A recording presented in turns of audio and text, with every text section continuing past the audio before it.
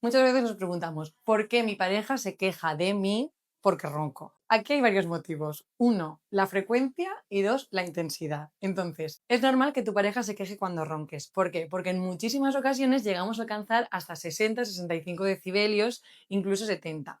El promedio normal, a partir de que el paciente viene y la pareja se queja, suelen ser 50, 60 decibelios. Que esto equivale a, imagínate, que tienes durante toda la noche a unos amigos al lado de tu cama hablando, teniendo una conversación, pues voy, me ha pasado esto, no sé cuándo, esto, ¿vale? Entonces, imagínate que estás intentando dormir, tener un descanso reparador y están continuamente hablando, riéndose, o sea, es como una conversación en un bar, como una conversación normal.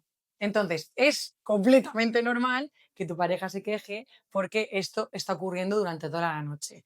Entonces, ¿qué repercusión tiene en tu pareja? ¿Vale? Porque vamos a pensar ahora mismo en ella o en él. Pues que no descansa. Y no es por ella, es por ti. Entonces, claro, si ella está intentando dormir toda la noche y está R que R escuchando ahí una conversación, está teniendo continuamente despertares.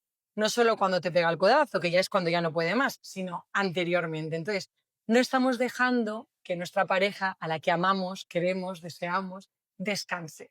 Y cuando no descansa, no repara. Entonces está afectando a su cuerpo. Pero es que además, como no repara por la mañana, no tiene energía, está cansada, está irritable, tiene mal humor. Entonces, claro, o sea, tú imagínate día a día ir acumulando ese cansancio porque la persona que tienes al lado ronca. Entonces, podemos ponerle solución a esto. En Instituto de Apnea y Ronquido, con el método de R14, podemos reducir muchísimo esos decibelios, reducir mucho no solo la intensidad, sino también la frecuencia y hacer que tu pareja pueda descansar plácidamente sin esos despertares, en este caso obviamente conscientes. Así que os animo a que hagáis una poligrafía, veamos realmente qué es lo que está pasando, o sea, qué decibelios estamos alcanzando y pongamos solución.